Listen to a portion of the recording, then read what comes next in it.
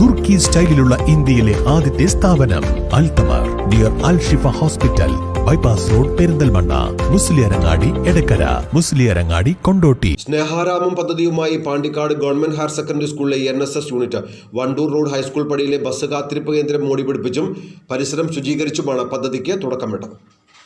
മാലിന്യമുക്ത നവകേരളം, പാണ്ടിക്കാട് ഗ്രാമപഞ്ചായത്തിന്റെ ശുചിത്വ പദ്ധതി എന്നിവയുമായി സഹകരിച്ചാണ് ഗവൺമെന്റ് ഹയർ സെക്കൻഡറി സ്കൂളിലെ NSS യൂണിറ്റ് സ്നേഹാരാമം പദ്ധതിക്ക് തുടക്കം കുറിച്ചത്. വിദ്യാലയ പരിസരവും പാതയോരങ്ങളും വൃത്തിയാക്കി ഉദ്യാനങ്ങൾ ഒരുക്കി മനോഹരമാക്കുന്നതാണ് പദ്ധതി. ഇതിന്റെ ആദ്യഘട്ടം എന്ന നിലയിലാണ് വണ്ടൂർ റോഡ് ഹൈസ്കൂൾ പടിയിലെ ബസ് കാത്തിരിപ്പ് കേന്ദ്രം മോടി പിടിപ്പിച്ചത്. PTA, SMC എന്നിവയുടെ സഹകരണത്തോടെയായിരുന്നു പരിപാടി.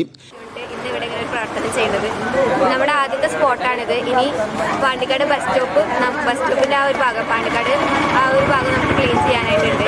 നമുക്കിതിനു വേണ്ടി PTA അതുപോലെ പഞ്ചായത്ത്, SMC ഇവരെല്ലാവരും നല്ല സപ്പോർട്ട് നമുക്ക് കിട്ടുന്നുണ്ട്. ഇപ്പം ഞങ്ങൾ ജസ്റ്റ് തുടങ്ങിയിട്ട് മാത്രമേ ഉള്ളൂ. മാക്സിമം നമ്മളെ കൊണ്ട് കഴിയുന്ന രൂപത്തിൽ നന്നായിട്ടുണ്ട്. പരിപാടി കഴിഞ്ഞിട്ടില്ല. ഈ ഒരു വീക്ക് മുഴുവനായിട്ട് ഈ പദ്ധതിക്ക് വേണ്ടി നമ്മൾ മാറ്റിവെക്കുകയാണ്.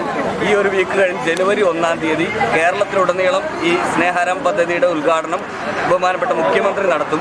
അതിൻ്റെ ഭാഗമായിട്ട് നമ്മുടെ പഞ്ചായത്ത് തല ഉദ്ഘാടനം പഞ്ചായത്ത് പ്രസിഡന്റിന്റെ നേതൃത്വത്തിൽ പാണ്ടിക്കാട് ബസ് സ്റ്റാൻഡിന്റെ പരിസരത്ത് നമ്മൾ നടത്താനുണ്ട് ജനുവരി 1-ാം തീയതി. ഈ രണ്ട് പദ്ധതിയും കൂടി നമ്മൾ ഈ വർഷത്തെ സ്നേഹാരാം പദ്ധതിയുടെ ഭാഗമായി ഈ രണ്ട് പദ്ധതികളും നമ്മൾ ജനുവരി 1-ാം തീയതി ഫിനിഷ് ചെയ്ത് അതിൻ്റെ ഉദ്ഘാടനം നടത്താനാണ് പ്ലാൻ ചെയ്തിട്ടുള്ളത്. PTA, SMCയുടെ ഭാഗമായിട്ടുള്ള സഹകരണങ്ങൾ, അതേപോലെ പഞ്ചായത്തിന്റെ ഭാഗമായിട്ടുള്ള നല്ല സപ്പോർട്ട് നമുക്കിതിനു വേണ്ടി കിട്ടിയിട്ടുണ്ട്.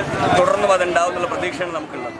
NSS programme officer N. Muhammad Ansar, വിദ്യാർത്ഥികളായ P. Shebin, V. Ashtaf, P. Shanoof, MP. Gopika, Abhay തുടങ്ങിയവർ നേതൃത്വം നൽകി.